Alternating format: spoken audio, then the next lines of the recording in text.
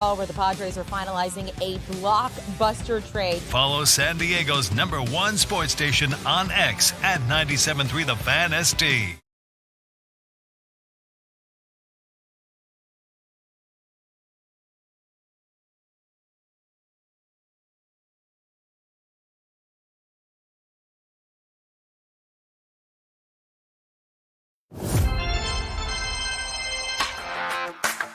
It's that time, Friar Faithful. Time to discuss everything going on with the Padres. We've gathered the entire 97.3 The Fan crew together to bring you the most in-depth discussion on the Friars in our weekly Padres Roundtable, presented by San Diego Roundtable Pizza. Here's your host, Ben Higgins.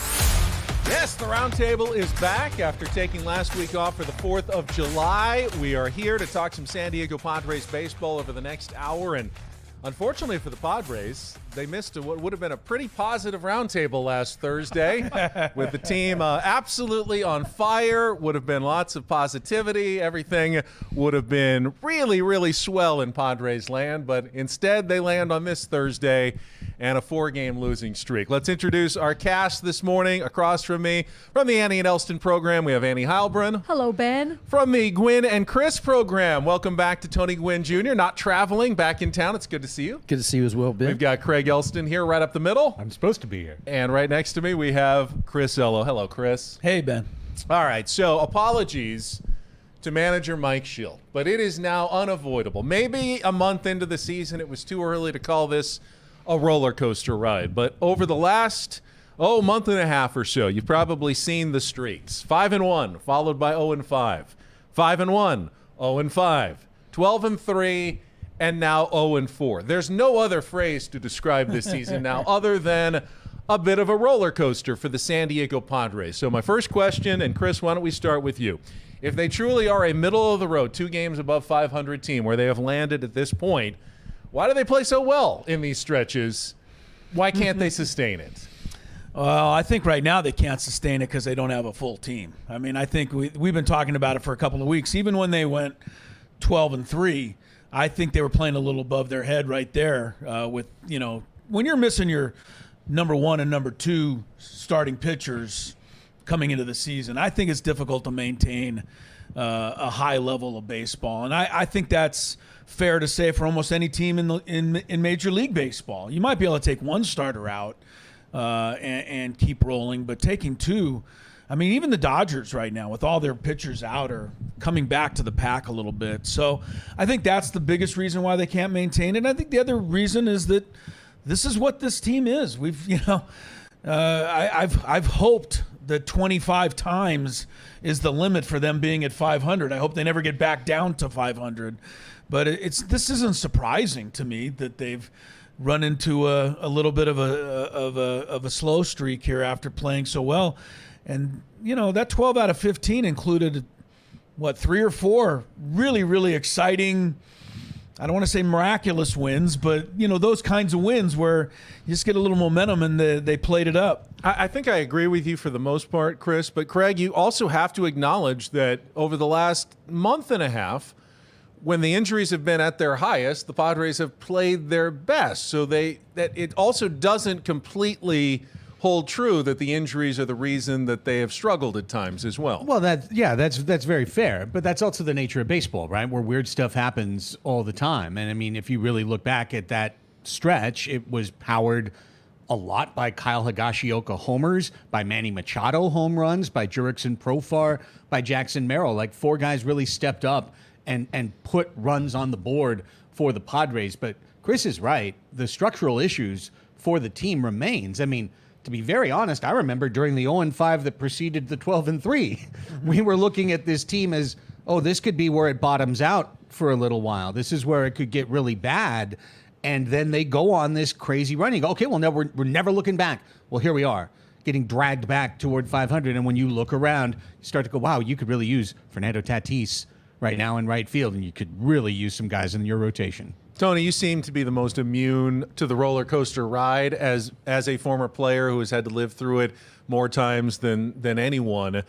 Do you see anything in specifically that has caused more ups and downs this season than maybe we normally get? I like to look at teams as kind of, if it's done right, getting better as the season goes along.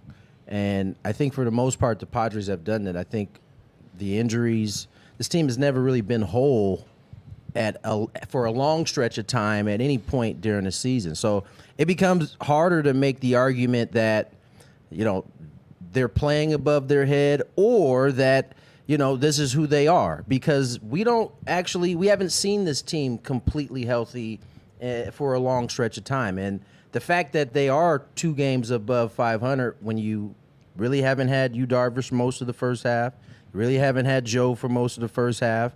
You had stretches in which you had your starting rotation go 3 1/3, 4 1/3, 3 1/3. That starts to tax the bullpen, in which we've seen that kind of collapse a little bit here as of late. But I just think it's hard to make the argument right now that we know who this team is because we haven't seen them completely whole. I'm encouraged by the fact that they are where they are right now because they haven't been whole all season. That's a good point. The roller coaster is not necessarily a bad thing, Annie. As Tony points out, they're kind of where we hoped they would be here at the break. Any thoughts, though, just on the up and down nature of especially these last couple of months? Yeah, I think that the inconsistency to start the season was pretty prevalent.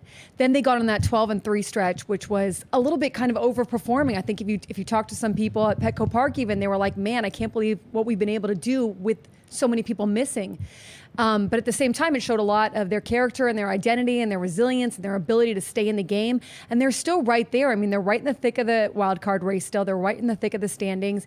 I think partly, too, it's a little bit of baseball, right? Like, you're not going to sustain either, hopefully, a losing streak for too long, or a winning streak probably is difficult, too. I mean, you look at the Yankees losing 17 of their last 23 recently after the stretch that they got off to start with in the season, but they had built such a buffer that it hasn't really hit them. The Padres, to their credit, built a little bit of a buffer during that 12-3 stretch where they're not taking such a hit right now, where they're below 500 at least. I think the other thing that we have to take into account is that those guys who are filling in right now are in the roles they're in because they can't do, what a guy like Toddy does or whoever it is that they're replacing. And that's why you'll see these boosts where it's 12-3 and then they hit a lull, and that's kind of baseball, but that's also because you're still missing your big guys that would normally be in those spots. We had an interesting, our weekly segment with Eno Saris from The Athletic, and he made what is such a simple point, but I think it's worth repeating, and that is, when a team finally is playing good enough where you're talking about how well they're playing, they're almost certainly near the end of that run because everything is always going to change. And conversely, when they start playing bad enough that you go, oh yeah, they've lost 5 in a row, 6 out of 7, it's probably near the end of that as well. So you're always going to feel a bit of that roller coaster during the season because you don't notice it until you've kind of gotten near the end of those stretches anyway. It's our 97.3 The Fan Padres Roundtable presented by San Diego Roundtable Pizza. Now, one thing the Padres absolutely do have is top performers, and illustrated by 5 selections to the All-Star game coming up next week. And I did a little math here. They are one of 6 teams in baseball with at least 4 All-Star selections. The other 5, though, are a combined 98 games above 500. That would be the Phillies, the Orioles, the Dodgers, the Guardians, and the Royals. Padres are just 2 games above 500. So let me start with Annie this way and work the other way around.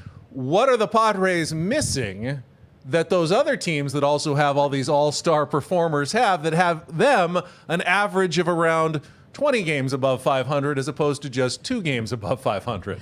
More consistency. Look, they've got injuries all over those teams too as well. Yes, so, they do. I was going to say like a starting rotation that maybe can be more consistent and go deeper and not tax the bullpen so much. I'm gonna have to lob this one over to Tony. I don't know, because that is the kind of the conundrum there, right? Like, these other teams are also dealing with big injuries to superstars. But the Padres, it may have gotten them in a stretch where they're playing more games than any other team to start the season against pretty hard teams. Maybe it kind of caught them in a little bit of a whirlwind there to start the season, in the sense of just not being able to kind of get too much of a a head start over 500. Yeah, Tony, you had the optimistic view that, it's pretty good that they are where they are considering what they've dealt with. But at the same time, you can't necessarily count on 5 more all-star performances in the next couple of months, and you didn't take advantage completely of those all-star performances you got in the first half of the season. Well, that's partly because you were injured. You didn't have, your number 1 and number 2 starters to really help you take advantage of some of those years. And I think, in the Dodgers case, because they're one of the teams that are on the high side of the wins-losses, they were healthy to start the season. It's in terms of their big guys. And those big guys got off to blazing starts. And then they got injured after, as Annie put it, they had a buffer. They had a nice buffer at that point. And the Orioles been pretty healthy all season. Philly, just like the Dodgers, they're now starting to take some of that attrition of the season. But, I think for the Padres, they haven't been able to really take advantage. And I think it's partly because they didn't start off the season well, because let's be honest about it. They were very inconsistent in the months of, the early part of March or late part of March, all of April. It didn't start really kicking in gear until about middle May is where they started to kind of play better baseball. But on top of that, they had the injury, so it made it hard for them to take advantage of those years you're talking about. Craig, we keep hearing the word inconsistency, which is, I think, fair. But let's dig a little bit deeper. Okay, other than injuries, because, they had some healthy stretches as well, what are some of the causes of the inconsistency? Would you point more to the bullpen? Is it the back end of the starting rotation? Is it just a combination of all of those factors? Well, the simple answer to the question you asked is pitching. What is the difference between our team with 5 All-Stars and these other teams with 5 All-Stars? The difference is pitching. They pitch better than we do. So that's I don't have to go any deeper. I can give you that. And I think it answers the question. With that said, where did it break down? It started with Joe Musgrove pitching very poorly while he was in the rotation, and then he got hurt. And then he came back, tried to come back, pitched a little better, and then he's hurt, and he's been out ever since. You've gotten incredible performances from 3 guys in your bullpen, in Suarez, in Estrada, in Morejon. You've gotten deeply, deeply inconsistent to bad performances from the rest of your bullpen, all of them who've been good at some stretch of the season, but all of whom have been bad at some stretch of the season. So that's where the inconsistency is. I'll go back to something we said March 28th, and I'll say the end of September, this team will go as far as its starting pitching takes it. Where it's taken it now is 2 games over 500. Chris, your thoughts on the lack of taking advantage of the all-star performances? It's funny. When you come to me last, I sit here the entire time, and I root for none of them to say what I was going to say, so that I don't have to come up with something different. And they didn't. So luckily, here's my thing. You talk, these all-star performances have all come from guys that none of us expected to be all-stars, except for Fernando Tatis Jr. And so the flip side of that is that the guys we expected to be superstars really weren't for a long stretch of the season. And, Bogarts hasn't been there at all. Manny has only recently been hot. He was really, really down for the first 2.5, 3 months of the season. Darvish and Musgrove, even when they were there, did not pitch well. Campusano's not even on, getting playing time anymore. Jake, I think after a really good start, is leveled out. My thing is that while we've gotten those 5 all-star performances, we haven't gotten the normal performance from the all-stars. That would be my answer. And I'm going to just throw in, and Annie, you can comment as well, that, and this is not, I don't want anyone to read this as Ben just being negative or trashing the all-stars, but the Padres got 3 all-stars in a National League outfield that was extremely down this year. And they are all deserving, absolutely. Based on the rules of the All-Star game, all 3 of those guys should be there and deserve to be there. But no one's putting up the Shohei Ohtani, Aaron Judge type numbers for the San Diego Padres, even the All-Stars.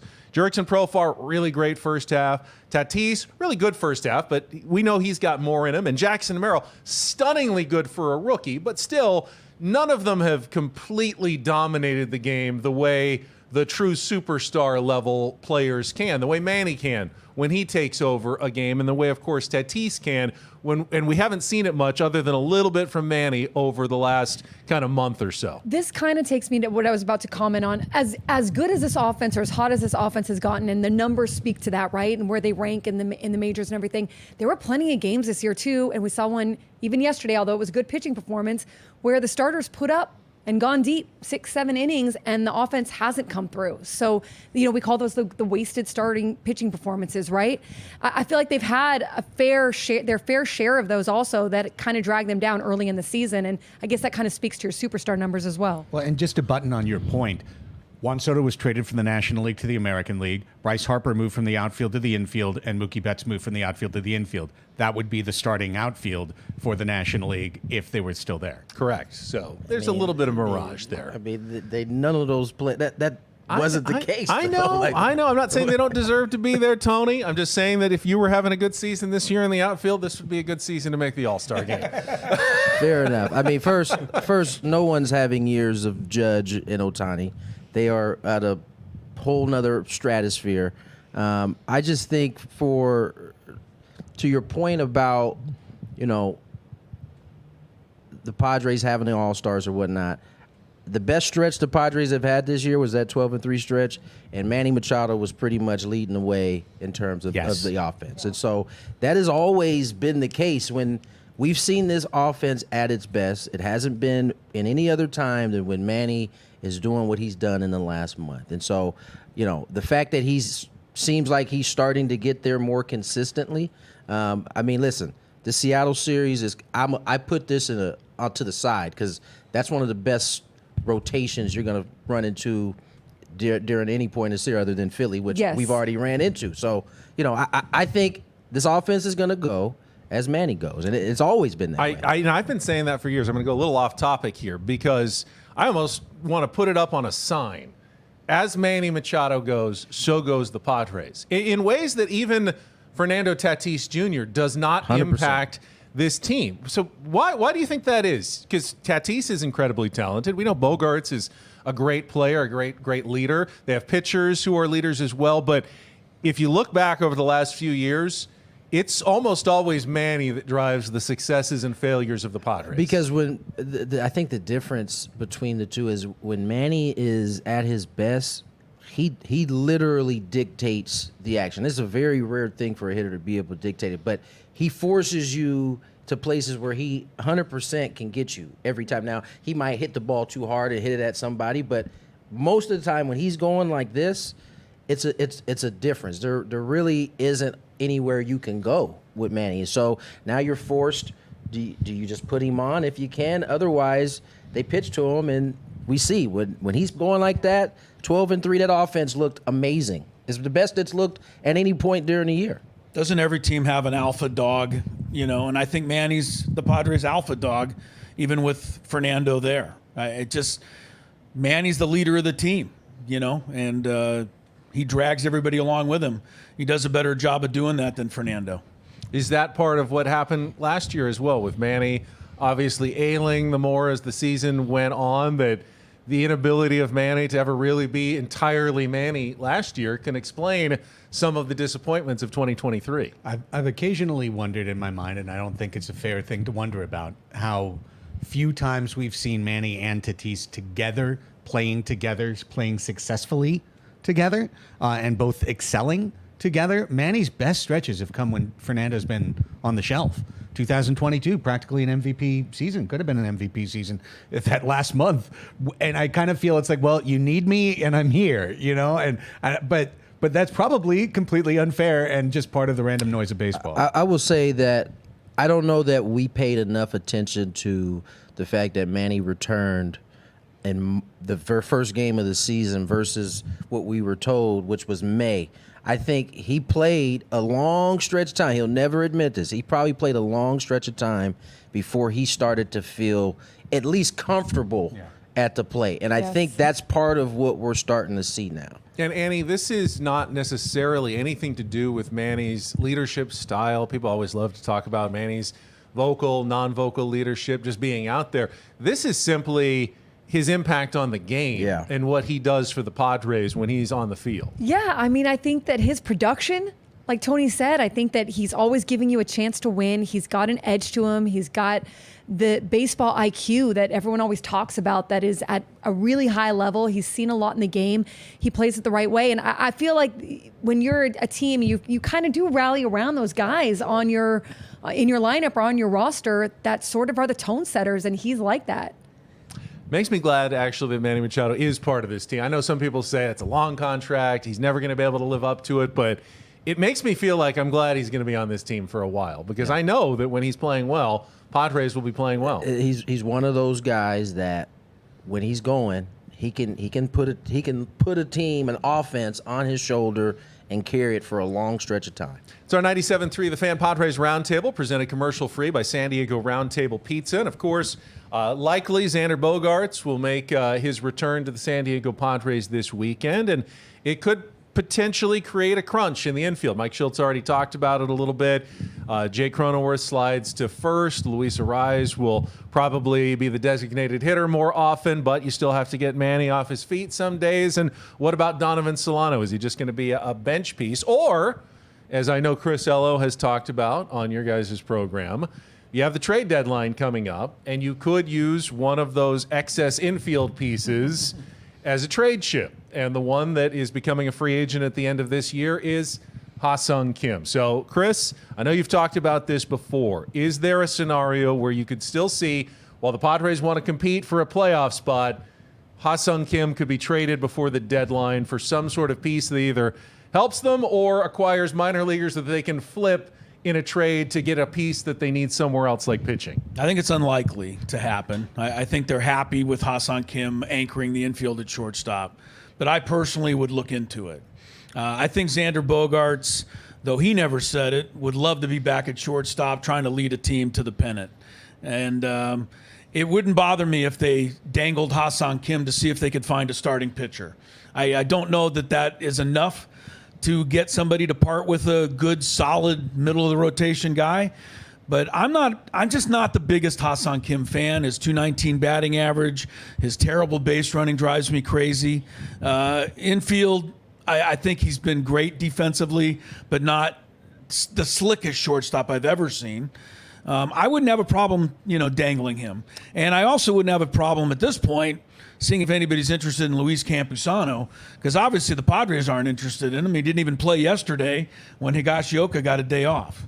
Tony, I mean, obviously, I think Chris has some thoughts here, but no team that wants Ha-Seong Kim is going to trade starting pitching right now because they're a contender and they're renting Ha-Seong Kim for 2 months. It would have to be something creative, a three-way deal where the Padres are getting something that they need. Do you see? I mean, A.J. Preller is as creative as it gets. He is, which is you can't count anything out. I was just about to say, you can't count anything out when it comes to A.J.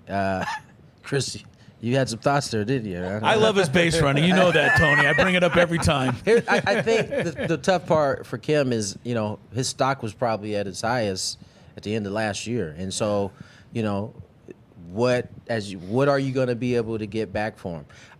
I don't know that it's going to be as big of an issue in terms of, when Bogey comes back. I think there's going to be some moving parts. I think they're gonna want to get Arraez in the middle of the infield. They're gonna want to get Manny off his feet. There's gonna be times where he can get somebody else to be the DH. But as you said, I think Arraez will probably hold that spot. If you can find a dance partner, because there's going to be a lot of people who are still, especially in the National League, there aren't very many teams out of it. Now, the American League seems like there are more pieces starting to come on the board because some of these teams are, basically saying we're punting. But it's going to be an interesting deadline because clearly the Padres have some needs. You got a glutton of infielders. How do you go about moving? Or do you find a different way? You still got those two big prospect pieces that hold the most currency in all of sports. The prospect in baseball is the biggest thing going. So you got options. Makes some sense on paper, Chris. But, Annie, is Chris underestimating how much of the heart and soul that Ha-Seong Kim is? Not just to fans, but in that in that clubhouse. I mean, you see how they treat him and how they, gravitate around him. And I don't totally understand it, being not in there myself, but you can certainly see it from the outside that he's a beloved member Go of that get me, team. Andy. What do Come you on. say, Andy? Come on, not Andy. care Go about after heart me. and soul, okay? Go It's after like, me. Cut him. No, I absolutely think they love Ha-Sung Kim, and there's a bond there for sure among the players and Ha-Sung Kim. But Ha-Sung Kim's also a good player. I don't think that, for what you might get back for him at this point. And I feel like sometimes you do have more infielders right now, more production than you have space for. But those things tend to work themselves out sometimes. Yeah, that's true, too. Hate to say it, but sometimes there's an injury. Sometimes there's guys that need rest. Manny said the other day he has still good days and bad days. Like he's still working back. You might want to get him off his feet a little bit more. Same with Xander. So I still think that there's a lot of room in there. And I know Craig's going to speak to He's this. been patiently biding his time here in the not middle. his best defensive Hang year. on a second. I'm gonna but still a great defender. Are we talking Kim? Kim, and if you are making a push there, into the postseason, you are going to need that. You're going to need someone who fits with your team well, who is a good defender, who is able to, in those games that are going to be totally won or lost on the margins, on these little tiny things, be able to hold it down. So I still The think that margins he's like base running.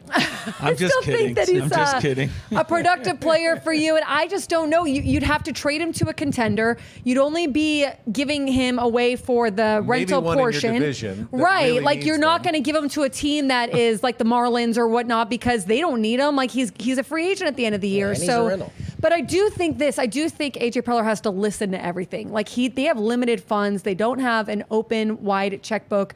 He's got to get creative. So if someone's interested, I absolutely think you listen. I'm sure he's listening. All right, let's step aside and let's let so- Craig have his say. Look, here. Annie just said one of the most important things, right? Which is, okay, well, we are going through the backside of one of the things that happens when you have an injury, which is you play players out of position, which is what we're doing by playing Luis Arraez at first base and Jake Cronenworth at second base, where they have graded out so far as the second worst and worst defenders at their position since they've taken their position. By getting Bogaerts back where he's supposed to be, second base, which is a decision this organization made from front office to manager to coaching staff. They made that call in spring training that Xander Bogaerts is no longer the shortstop of the San Diego Padres. He is the second baseman because Kim's the best defender on the team. Period. End of story. And Cronenworth's a better defensive first baseman. So now we're in our best defensive position, which is what you want if you want to win games. When we have an inconsistent pitching staff, you want your best defense out there. And if someone else gets hurt, we've got the fallback positioning of playing Solano every day. But instead, we get to have our best version of Solano playing more limited, playing against better matchups. You could play him against a lefty and sit Arraez, who's hit 240 with no walks and no power for the last month, by the by. You are a better team keeping Ha-Sung Kim. Or you could trade him to the Giants, watch them pass you in the standings, and declare it being the dumbest move in Preller's career. This is a broken premise question. I don't always understand the defensive metrics because I look at Jake Cronenworth and I think he plays a darn good second base out there. But Craig is absolutely right. The decision to move Xander wasn't made willy-nilly by the organization. They felt like this was the best formulation of the infield that they could possibly put together, and they're about to get it back, as Craig says. They're finally going to get it back. Why tear it apart at this moment? So basically, Craig is saying that it's going to be moving parts, basically, again, Yeah. right? That's, Yeah. okay. So Yeah. keep it as it is. Keep it as it is. I agree. And I am probably one of the less sentimental. Baseball is such a sentimental sport, and I try to keep some sentimentality out of it. But I can't help but think that you trade Ha-Sung Kim, and it just has a deflating balloon effect on the San Diego Padres just because of the chants of the fans and the clubhouse and everything that. It's hard to think that they could get better. Even if they got a piece they needed, a pitcher somehow, something that they needed that's necessarily going to ever make them better. I think you guys overplay that one big time. I do. The chemistry, you mean? Like No, chemistry's a real thing, but that these guys can't like get can over, get over it it, and yeah. like do their job thereafter. No, they can totally get over it. I mean, and they're going to have to next year. But here's one other thing that's part of what I consider a broken premise, which is, well, you have to get something for him now because you're going to get nothing for him at the end of the year. No. That is not true. No. The Padres are very decidedly staying under the salary tax, right? They are very luxury tax, competitive balance, whatever you want to call it. Once they are there, established at the end of the year, they give Ha-Seong Kim a qualifying offer because he's an outgoing free agent. He declines it to go to the market, and they get a second first-round draft pick. Tony is right. His best trade value was in the offseason after last year. 100%. Yeah, because he hasn't been that great this year. Well, and I'm just saying. No, you would have had an open market. Craig, you're right. They're going to weaken their defense if they trade Ha-Seong Kim, but they may strengthen their pitching staff if they trade Ha-Seong Kim. To me, in order to get something, you've got to offer something. And I think Ha-Seong Kim is a potential extra piece that has value. I don't disagree that he has not had a good offensive year, and he hasn't played as well defensively this year as he did last year. However, it's still the Padres' best defensive formation. Agreed. And it's not that I'm against them moving him, but if you're going to get something that is actually going to help, fine. But if you're not, I don't think it's worth it. I'm not. And I started my answer by saying I think it's unlikely, Right. Because I don't think they're going to be able to find anything great. But I think they have to take a look at something right now because they really need a starting pitcher. And with what's happened with Darvish, to me it's made it more important to go find a starting pitcher. True. Thank you to San Diego Roundtable Pizza, presenting our Roundtable commercial-free pizza royalty. Says so right there on the box, and got the delicious pizza in here every single week. So Tony did mention a very viable alternative, though, and that is dipping once again into the prospects to trade and address some of the needs, including pitching and bullpen. So let's focus on the two guys who I think everyone now agrees are the most valuable prospects in the Padres organization, Ethan Salas and Leodalis DeVries, who's been on an absolute heater right now at Lake Elsinore. I mean, he's not anywhere near the big leagues. The question is, what will it take for you to want to dip in to either of those guys at this point in the trade deadline? Is it beyond a rental? I would think it's got to be someone with more control. What is the tipping point for you that makes it, Craig, worth trading one of your absolute top prospects here for a team that is just fighting for a wild card? Is not, looking for that edge to go over the top and make them World Series favorites. Nothing's going to do that now. Is Juan Soto available with 3 years of control?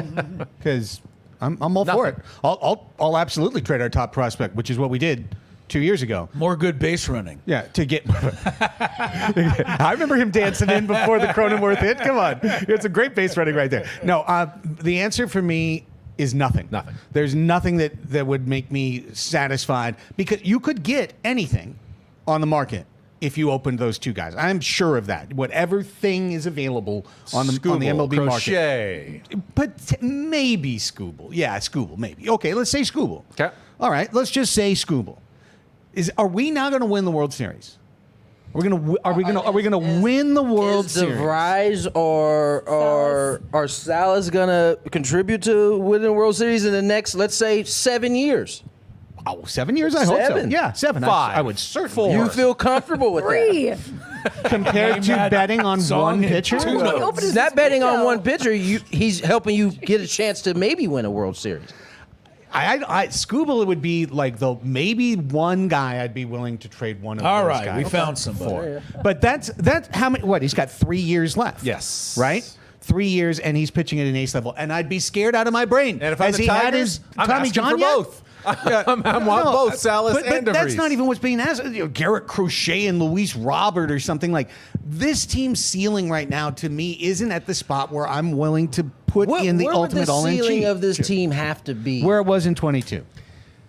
You didn't know that, though, at this point of the year, at that point. I that think- didn't happen until, remember, they backed in to the playoffs. They lost the last however many games. But before that, they were 17 games over 500, which Okay. is a place that the Padres have never even come close All right, to. I want to this say year. that the round table creates strange bedfellows. 'Cause I'm going to agree with Craig for a second at this time. Now, and here's he brought this up a few weeks ago, and it stuck with me a little bit. If the Padres make a big deal and add somebody, the realistic hope is that they could move from the number 5, where I think they're actually number 6 today. Correct. Wild card spot, past the Braves and get number 4. I don't think even with the most crazy acquisition, they're likely to catch the Dodgers.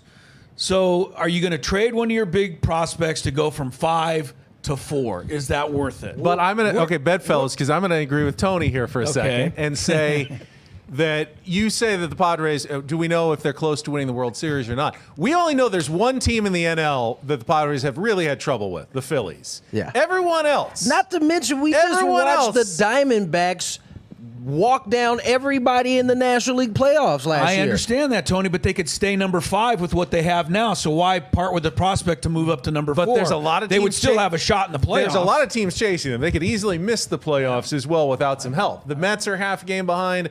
Diamondbacks are a game and a half back. Yeah. There's other teams that are charging, and if they make all the moves and you don't do anything, you may not have any of those spots. If you guaranteed me Padres 6th seed without doing any moves, fine. Just leave the prospects as they were, but the likelihood is if they don't do anything, they're going to slip backwards and they're going to miss the playoffs again. And I don't know that that's an acceptable result for anyone. Yeah. Annie, save us. No, I don't think this window is open indefinitely, and I don't think every rookie coming up is going to be a Jackson Merrill. So, and not that DeVries and Salas won't be great, but like I think you listen to anyone who's controllable that can make your team better for future years. What they can say, which they couldn't say last year, is that we've seen a couple guys from this system come up and actually contribute to this ball club. Correct. And so, as much as we all love to talk, the game loves to talk about prospects. The reality is there are very few that end up being exactly what we are talking about them being. And most of the time, those trades, being that you get to keep whatever player you trade for, end up being the better end of the trade most of the time. Also, Andres Munoz just shut us out yesterday, striking out our guy to win a game for them that we gave him to get Austin Nola down the road. So while it's true, I do actually have faith in the Preller farm system. And I look around, Mackenzie Gore's in the big leagues. James Wood just made the big leagues. We know those were the C.J. Abrams is an all-star. C.J. Abrams is on the all-star team. Those were the guys we gave up to give Soto. I was willing to make that deal. But that is true talent. He didn't give up Jackson Merrill because Merrill's a star. And the guys that he doesn't want to give up are Salas and DeVries. I'm willing to bet that those guys could be stars for this team. All right, I think we need to move on just calm the room for a second. It is time for our roundtable draft. And today's draft topic, I prepared. remember the rules, it's been a while. So you can't pick the same person that the last person You'll be picked. fine. You'll be fine. So you'll be fine. I'm going to let you go first, and you're going to get the easiest choice of all, Tony. So don't worry about it. You're set. Don't worry. I heard him do this. Study for this All test. right. So this roundtable draft question is, just had the 1984 team honored at Petco Park. Which player, and you only get to pick one from the 1984 Padres, would you choose to add right now to the 2024 Padres for the stretch run to help the team the most in their run to the playoffs? And we'll let Tony Gwynn Jr. make the first selection as to who he would like to pluck from the 1984 Padres and put on the team right now. Now, you're getting the 1984 version of that player. Okay. Give me the late Eric Shaw. Really? Yeah. I'd like to go second. That's who I picked with Woods this morning. And of course, I would pick my dad. Well, you just lit Ben's brain on fire. It's beautiful. They certainly need some help at right field right now. They get the speed of the young Tony Gwynn in 1984, and they get, of course, a batting champion to bat right next to Luis Arraez. Man, that'd be fun nightmare to for watch. pitchers. That would really be fun to watch. And your mom looked fabulous yesterday Yes. coming Thank out. you. All right. Thank you. Would you like to go second now and take I'm that? going to go with, this is a team of shortstops. I'm going to go with Gary Templeton and just add him to the mix. Okay? Just find another spot for him. Who knows? Just more shortstops. All right. Well, you know what? I'll go third because I did take Eric Shaw this morning. fine. And I thought adding a guy who had, 3.2 ERA, 15 wins, over 200 innings for a pitching rotation that desperately needs an 200 anchor innings, man. like that. You can add Eric Shaw to the mix right now. Every fifth day the rest of the season is something the Padres could badly use at this moment. Can I go next, though? Go ahead. Because here's the Last time. Yeah, well, too bad. He's going to steal mine. I know he is. No, I'm not. I'm Yes, not you gonna. are. I'm not gonna. I promise I'm not see. gonna. He's not. I promise I'm not gonna because I think I know who you're gonna I take. do, too. I'm gonna leave him for you Yeah. because I'm gonna let you know that I researched this rotation this morning. Mike Shilt's gonna be driven crazy by Eric Shaw's 80+ walks that he delivered that year against only 100 strikeouts. Give me Eddie Lee Whitson, Okay. who only Eddie threw Lee from 12 Tennessee. fewer innings, but was way more of a dog out there. The metrics I like Eddie Lee Whitson better. Let's see, with the gold chain, no shirt on in Atlanta, looking I- looking to Does take your on the choice have a fan. mustache, Yes, Chris? he does. Can I just say about Eddie Lee Whitson? He walked out there yesterday, and I recall him as a chain-smoking right-hander who used to have a cigarette on the side in the dugout on nights he was pitching and come Facts. in between innings and smoke. But he looked as healthy as anybody walking did. He out looked there great. yesterday, right? He looked great. So maybe he had something to it. I go Goose. Was that who you knew thought it. I I might thought take? that's who you're going to take. I go Goose. I would have First of drafted all, Lefferts over They him. need that. They Okay, need the well- help there. Sorry? They need that. They need the help. Sure they do. 7th, 8th inning, Multiple and innings. and Goose would tell Suarez to stay there for Yeah, the night. I got too. this. I got this. He wouldn't let him come in. But I think the Goose would be my. I'd have to go and cover him. He'd call me a nerd all the time. It just would be. I'm drafting Lefferts for chemistry. He's willing to come in at any time. I think Goose is going to disrupt our bullpen chemistry. All right, 7th inning stretch. That's not all time. he would disrupt. That's why what out there. Have a little more fun here. So we'll go a little off baseball topic. So as you can tell, Stephen Woods is not here. He is heading on vacation. And on his vacation, he is going to see the same band 3 straight days in a row. Going to see him in San Diego, and then Orange County, and then Los Angeles tonight, tomorrow, and Saturday, because that's what Woods does. Who's he going to see? Yeah, the Afghan Wigs, one of his absolute Oh, wow, favorites. okay. So today's 7th inning stretch question. What was your favorite concert you ever attended, and why? Chris, would you like to go first this time? I have a pretty short list because I didn't go to Not a very lot of many concerts? I'm not a big concert guy. My favorite concert, probably just because they were my favorite band, would be the Cars. But they didn't put on an unbelievable show. So I have to ding them for that. But the Cars were my favorite group, college, in that era. And I still love them today. But so I would just go with the Cars. As far as shows are concerned, I never went for the big pyrotechnic type I wonder place, so. if you're not a big concert guy, the same reason I'm not, and that's because I want it to sound exactly like it sounded on my CD. Yeah. And when I go to the concert, they're playing it live, it sounds different, and it like bothers my ear. It's like this doesn't sound right. It's not wrong, and I totally get live I don't know. music, I was using appreciate it, I was but- just using my ancillary dollars to go to sporting events, not Craig, concerts, I know you've been so. to a number of shows. Yeah, I'm going to go with Octung Baby Tour for U2 at the Sports Arena when the Pixies were opening for them, because the Pixies were my favorite band, but I also loved U2, and that was a great concert series, and it was at the Sports Arena. So there you go. Tony, what's your favorite concert? I enjoyed I took my wife to go see the Usher concert. It wasn't really. It's a what do you call it? In Vegas, a residency. Dare show. Big show. So that was pretty cool. Seeing Elton John at Petco was pretty sweet. And I saw Pretty Elton sweet. John when I was in high school at the Universal Amphitheater. That's another 3 decades before you saw him.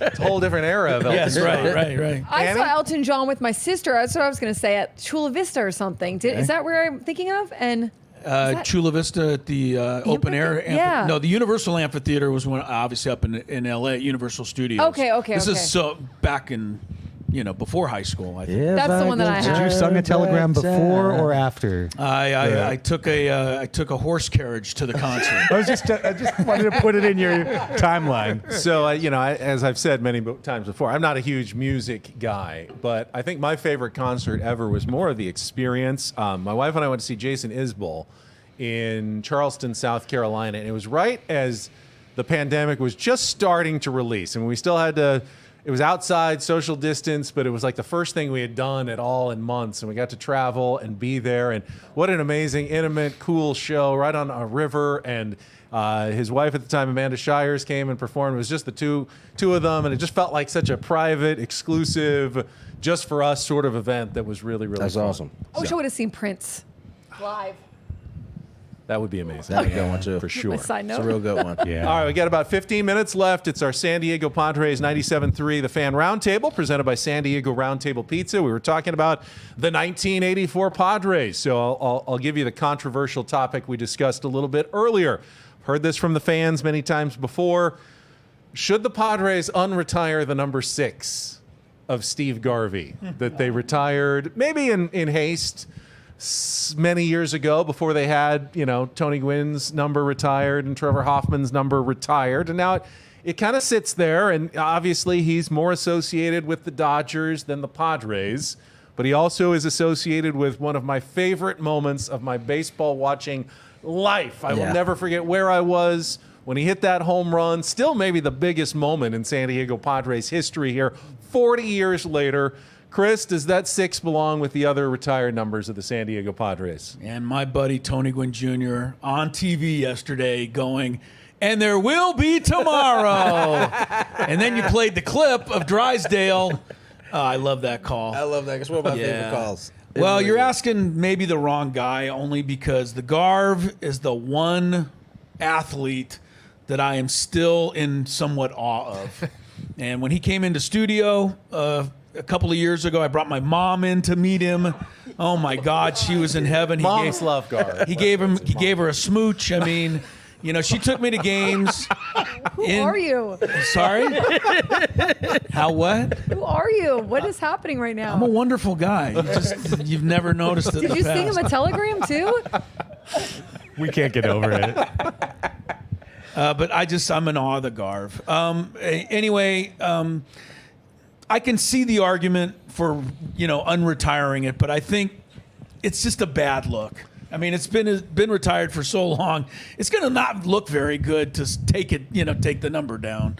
So should he have gotten it in the first place? Maybe not. But now that he has it, I say keep it. Craig, I mean, the numbers, even when Garvey was in San Diego, were actually just okay. Yeah. Pedestrian. Yeah. Very much so. It's got to go down as probably the most unusual retired number maybe in baseball, at least in terms of for performance on the field. Here's the thing. This is what I'd like to offer to this is a little bit of historical perspective, right? The Padres came into existence in 1969. They didn't have a winning season as a franchise until 1978. And then I believe the next one they had was 1984.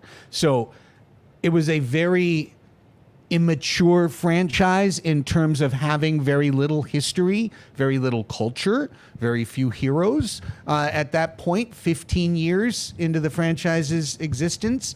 And at that moment, that was the biggest thing that ever happened to the San Diego Padres was Steve Garvey hit that homer, and then next day, went through Durham's legs, and then the triple 100%. And everything else is history, and they go to the World Series, and that catapulted, just like young Ben Higgins, so many people into becoming Padre fans now in 2000 and 40 years later, still remembering these things. So I think absolutely you don't choose violence and look back at a moment in your history and say no because he was a Dodger, because at that moment that was the biggest thing that ever happened and the best thing that ever happened to the team. What has happened since? Plenty more. Tony, I'm guessing you don't want to open that can of worms. I just think, Greg brings up a terrific point. It has a lot to do with the history, right? There wasn't any history. When did Garv's number get retired?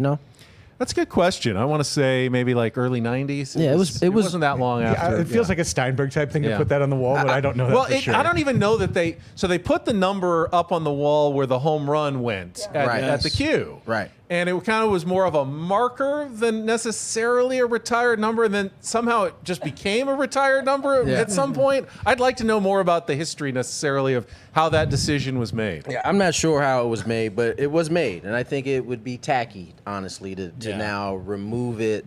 Considering that, I think Craig put it perfectly. How many fans were created from that moment alone? And until, quite frankly, my dad came along, there wasn't anything else to really hold on to. And so I think it would be wrong at this point now to take his name down. I get it, right? It's not true Padre he didn't put up the type of numbers that the Winfields, the Gwynns, the Templetons did. Phil Nevin. Or, yeah, exactly. Or even Phil for even that. But it holds a much more historical value than it does based on the numbers. So I don't think you should take it down. Annie, I know there's some fans who are very passionate about this Yes, topic. absolutely. Well, it's absolutely tacky. And while it would be so 2024 to have an unretirement ceremony where like cancel culture they take the number and they pull it down or something. Would you have to walk out on the field you're for on the this? field. While they pull They this just, number? yeah, the crane slime on his head. Put a big red It's a big, Ghostbuster on top of it. Just, it's a big That social would be media very moment. 2024 for sure. I agree. I don't think you. I think unretire if you it. ever did anything, it's simply what happened to the 6. It's in the shop for maintenance. And if anyone asks, Never comes Now back. we're lying to the people out there. it's moved to a farm up the state. What did Woodsy Getting say? refurbished. What did Woodsy say? He probably wants to bring it down. No, he's okay leaving it up Okay, too. He good. There's no non-awkward way to ever bring it down. No, you can't. nah. You can't. All right, we've got the All-Star game coming up on Tuesday. Before that, though, is the Home Run Derby on Monday. The MLB announced some changes to the rules, some tweaks, some modifications. I want to just ask you how you all feel about not only those rule changes, but does the Home Run Derby still have the mystique it once had? Is it still a must-watch event for you, Crisello? Never has really been, unfortunately. So, I get a kick. Did you ever see the old black and white footage on Major League Network of the show. Home run derby show, yeah. at Wrigley Field in just Los Angeles? Just the two guys. Yeah. Just the two guys, Willie Mays, Harmon Killebrew, Hank it's a home run or nothing on Aaron, Home Run Derby. You could Mickey hear a pin Mantle. drop in that bad boy. That thing, Frank Robinson. I just don't think they've ever been able to match the star power. So it's something I watch as a passing glance. So it's not my thing. I don't know. I feel like as much as I kind of cynically look at it, it always ends up being really fun, and it's just you kind of get your adrenaline pumping when Yeah. you're watching it. It gets Yeah. exciting usually at the end. I'm not I don't hit my record button waiting for it, but when it comes on, I genuinely end up enjoying it and watching it. I don't know what the new rules are, so I can't tell you exactly. I know they gotten. So they're limiting it to 40 swings. It's still timed, but you don't have to rush through it because there's a maximum of 40. So Okay. they just don't want to Speeding it They up don't a want little guys bit. to feel like they have to swing as many times as physically possible, just to preserve some health of guys. And then the final will only be 27 swings, and they've added a bonus element that goes back to the outs Okay. instead of timed. It'll be 3 outs, As- and everything's an out that's not a home As run. long as the big guys keep coming out, people will keep watching. We'll all be entertained. It'll go wrong when it's like basketball, when nobody who we know is out there, doing their thing. So I'm fine with it. But Annie, it's becoming more like the slam dunk contest. It's harder and harder to find guys to participate because whether it's true or not, a lot of them worry about how it's going to affect their swing in Yeah. the second half of the season. Absolutely. Shohei Ohtani, Aaron Judge, Juan Soto. I do think you're missing some of the mystique. I agree with you. I end up watching it. I enjoy it. It's fun to watch. Manny talked a few days ago about how he thinks there's a bigger problem. And this happens with all the awards shows, right, with guys getting snubbed. But talked about just the process in general for the All-Star game and guys getting snubbed that are really worthy of being there. I think that they're on the brink here. The game's getting a little bit tired in some ways. I think they do need to revamp some of this somehow. It all plays. The home run derby is a different issue, right? I think the scrutiny on just sports in general now makes it so that if you go out there, you have a good performance there, and then you turn around during the regular season and you slump, you're gonna get hammered. And I think guys are like, I'm good on that. But in terms of the actual game, And guys getting picked. and how they pick the teams has always been something that guys have had gripes about. But in terms of the actual game, I think that's forever damaged because we have interleague play now. Correct. And Agreed. the whole allure about seeing whoever from the American League match up against the National League was why you tuned in to see Roger Clemens face Tony Gwynn. 100%. To see, whoever it was.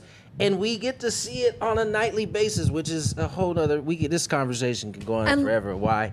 let them wear I their- need to go back a little Don't bit. get Let them wear their started. own uniforms. Let them wear their own Oh uniforms. gosh, please! Can we wear the Uniform- regular You uniform? said on that. 100% of the reason you tuned in was to watch the interleague. It was 90%. The other 10% was to see all the uniforms. You know what? Yeah. 100%. Don't tell Major Then League they've Baseball. taken that away. Tell the fans, don't buy a single one of those All-Star Right. jerseys. That's a They'll great. stop- That's a great they'll point. Stop making They'll them. immediately stop. Although I did read that there is conversations Good. to possibly go back. I hope that that's the case. Craig, last few seconds. Any thoughts on the home run derby? I would just make it a lot shorter. I would try and emulate what the guys do on an everyday thing, was put a cage out there, put everyone in, and let them jump in one after another and try and outdo each other. I think that would be fun, a la jam session at X Games. And as exhibition as it is, and as Jam session. as fun as it is, Retired they're all players, really smiling. We had Brett Boone on this week, and he told the story about when he was in the home run derby and took the goose egg, did not hit a single home run, didn't have his remember that. normal batting practice guy, and he goes, it wasn't fun. It is not fun to go up there and not hit a single home run in get the home interviewed run derby. after. And then have to do the interview and smile and joke about it and go, Oh, gee. I just embarrassed myself on national television in front of everybody. It's like an almost no-win situation. Yeah, I think that's why guys are like, yeah, I'm good. I'm good. And, you know, I don't know. I enjoy a guy like Pete Alonso who just goes out there. He's not thinking of it. Like my buddy Prince was the same way. You get out there, they're just doing their thing. They're not worried about the repercussions or any of that. Well, thanks to the guys who do it for our entertainment, and thanks to everyone for joining us today on the 97.3 The Fan Padres Roundtable presented by San Diego Roundtable Pizza. I believe we will be back for an All-Star Break edition next Thursday. Summer break. Till then, if you're listening live, Annie and Elston coming up next for Annie Halbron, Tony Gwynn Jr., Craig Elston, Chris Ello, and Stephen Woods somewhere. I'm Ben Higgins. Have a great rest of your day from all of us here at 97.3 The Fan. So long, everybody.